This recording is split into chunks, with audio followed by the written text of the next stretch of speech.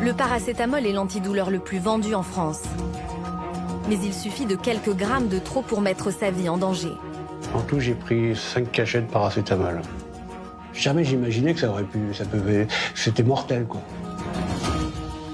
Depuis janvier, les médicaments contenant du paracétamol ne sont plus en libre accès dans les pharmacies pour limiter les risques d'accident. Jean-Luc a failli ne jamais se réveiller de cette nuit de cauchemar.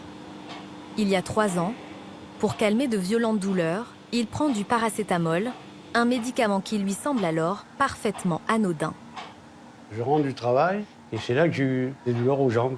C'était une douleur tellement affreuse que je voulais que ça s'arrête. Et je réfléchis, je me dis, bah tiens, j'ai du paracétamol. Comme on m'a dit que c'était bon pour les douleurs, je vais en prendre. Et puis j'en prends un. Et puis j'avais tellement mal que j'ai pas attendu que ce qu'il faut, quoi. Alors moi, j'en ai repris un autre. Et donc là, pareil, j'attends. Toujours pareil. En tout, j'ai pris 5 cachets de paracétamol. Je suis arrivé dans le couloir, je suis tombé. Et après, bah voilà, quoi, je suis tombé dans le coma, mon frère est arrivé, et c'est là qu'il a appelé les secours. À cause de ces 5 grammes de paracétamol, absorbés en quelques heures, Jean-Luc est victime d'une grave intoxication. Son foie, censé éliminer la molécule, a subi de graves lésions. C'est le chirurgien qui s'occupait de moi, qui a été voir mon frère en lui disant « Il reste 2 heures à vivre à votre frère si on ne lui trouve pas un foie ». Et en pleine nuit, ils ont trouvé un foie, ils m'ont greffé tout de suite. Et c'est là qu'ils m'ont sauvé, quoi. Malgré le compte-rendu de l'hôpital, Jean-Luc a encore beaucoup de mal à réaliser qu'un médicament aussi banal a failli le tuer. Alors, rien que le mot paracétamol, ça me fait froid dans le dos. C'est dans cet hôpital, près de Paris, que Jean-Luc a été opéré en urgence. Dans ce service de réanimation spécialisé dans les greffes de foie, 3 patients viennent d'être admis, tous victimes de graves intoxications au paracétamol. Ce matin, le professeur François Durand évalue avec son équipe l'état de santé d'une patiente arrivée dans la nuit.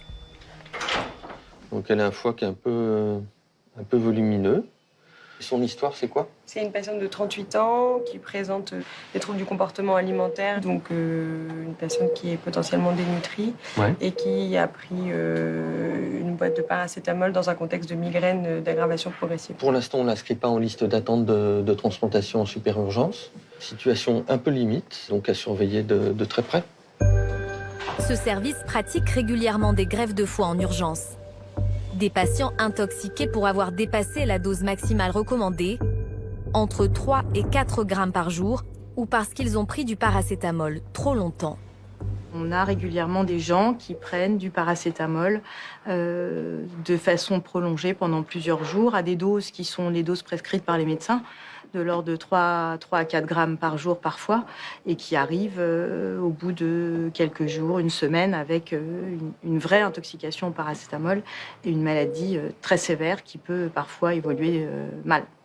Il y a aussi, parmi ces patients, une petite proportion qui ont des intoxications par le paracétamol à l'hôpital, c'est-à-dire qu'ils ont des facteurs de risque, que les médecins qui ne sont pas spécialisés dans les maladies du foie ne font pas forcément attention.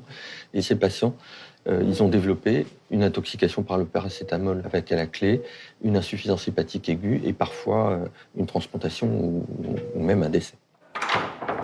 Avoir plus de 75 ans, une maladie du foie ou une consommation excessive d'alcool font partie de ces facteurs de risque. Mais une simple dénutrition pendant plusieurs jours suffit à augmenter les risques d'intoxication à ce médicament dont personne ne se méfie.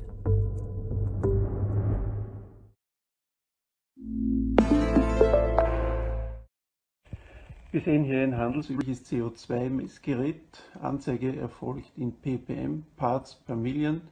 Wir haben momentan ein bisschen über 400 ppm. Das ist ein üblicher Wert für einen gut belüfteten Raum. Ich bitte jetzt die Dame, den CO2-Sensor unter die Maske zu führen, und jetzt schauen wir mal, was da passiert mit dieser CO2-Konzentration unter der Maske. Bitte sehr.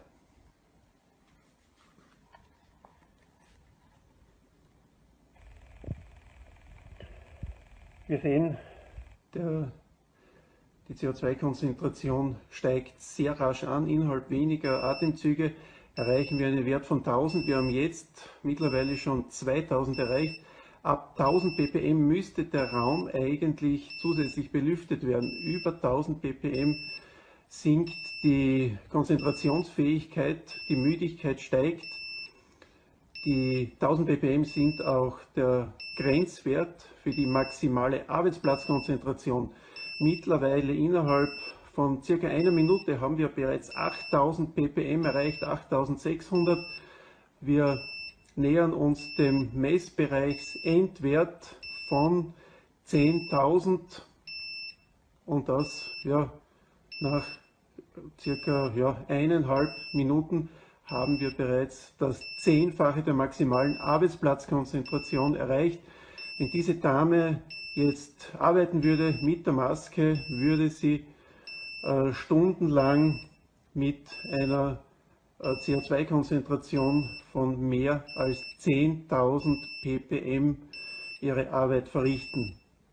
Ob das gesund ist, sei dahingestellt.